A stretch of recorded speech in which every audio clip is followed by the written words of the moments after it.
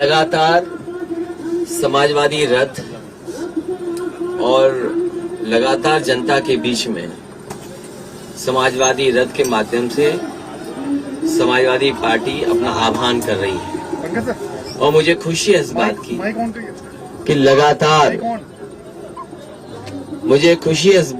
लगातार जहां जहां समाजवादी विजय रथ पहुंचा है, जनता का अपार समर्थन मिला है। लगातार समर्थन से बौखलाई हुई सरकार एक रथ के मुकाबले कई रथ चलाने का काम कर रही है और आज भारतीय जनता पार्टी के पास जवाब इस बात का नहीं है कि किसान की आय दोगुनी हुई है कि नहीं हुई है, नौजवानों के लिए रोजगार और नौकरी का कितना इंतजाम हुआ है।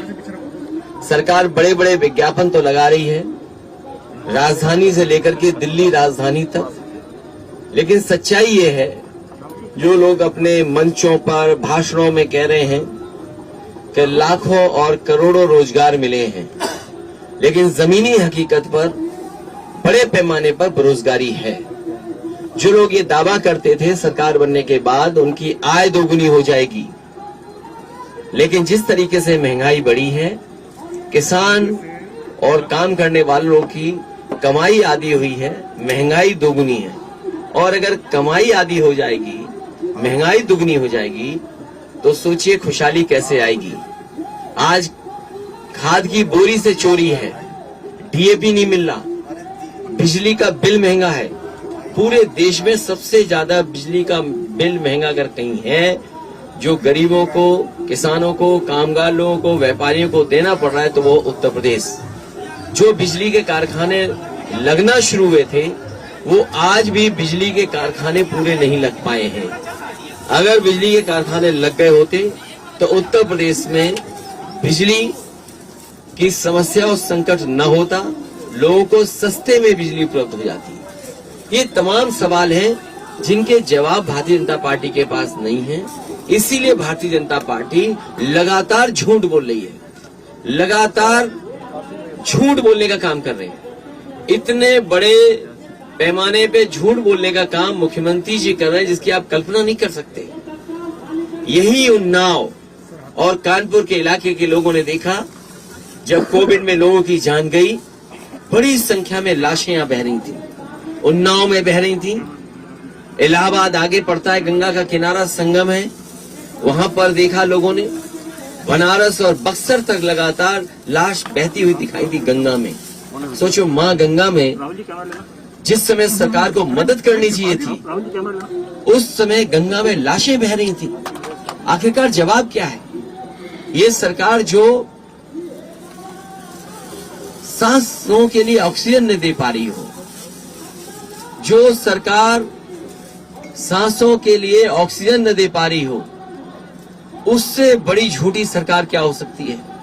ये मुख्यमंत्री जिन्होंने जीवन लोगों का बचाने की वजह जो अपने फैसले लिए, वो प्राण घातक फैसले थे। ये मुख्यमंत्री और भारतीय जनता पार्टी की सरकार झूठी सरकार है, जिसने यहां तक कहा कि ऑक्सीजन की वजह से किसी की जान नहीं गई। ये प्राण घातक सरकार चलती रही तो न जाने कितने लोगों को नाकामी का सामना करना पड़ेगा। आज अस्पतालों की हालत देखें, दुर्दशा देखें, तो अगर अस्पताल आप पहुंच गए तो दवाइयां नहीं है, बिस्तर नहीं मिल सकता, आपको इलाज नहीं मिल सकता। कहीं पर किसी तरह का एक्सरे अगर होना चाहेगा तो एक्सरे नहीं मिलेगा, ऑपरेशन नहीं हो पाएगा। आज लोग तड़प रहे, सर्दी में पड़े हुए हैं, लेकिन ये सरकार कोई इंतजाम नहीं कर पा रही है। इसलिए ये समाजवादी विजय रथ निकला है, आने वाले समय में उत्तर प्रदेश से इस झूठी सरकार का सफाया करेगी।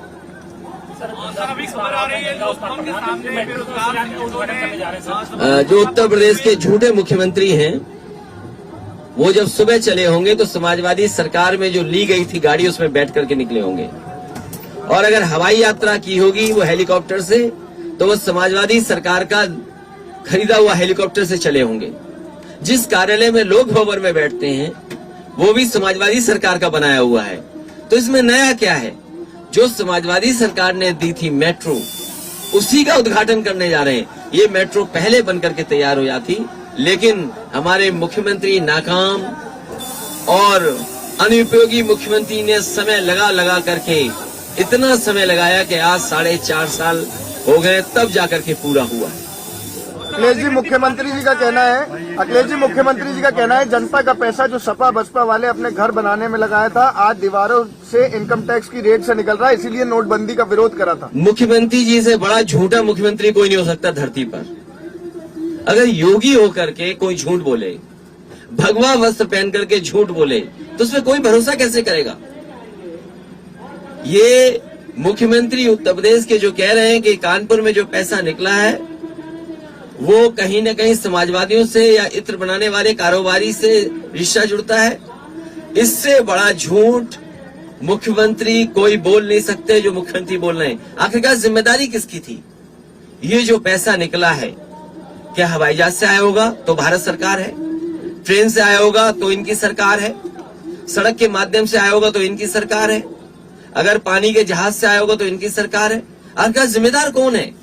और फिर कम से कम ये साबित करता है, आज लोगों की आंख खुल जानी चाहिए कि नोटबंदी, इनकी योजना जो फैसला लिया था वो योजना इनकी फेल हुई है। आखिरकार नोटबंदी का असर देखिए आप, आज भी नोट मिल रहे हैं।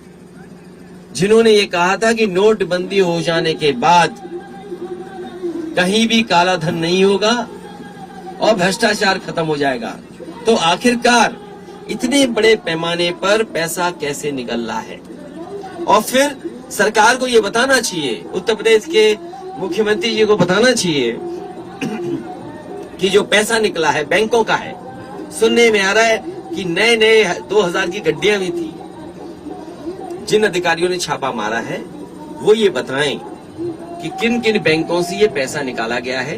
क्या नोटबंदी के समय इतने बड़े पैमाने पर 2000 रुपए के इकट्ठे कैसे हो सकते हैं, क्योंकि इसमें नोटबंदी के जमाने का भी पैसा है। सर, चुनाव आयोग की टीम आज लखनऊ में है, समीक्षा करने आ रही है सर, ये क्या कहेंगे सर। मुझे उम्मीद है चुनाव समय पर होगा।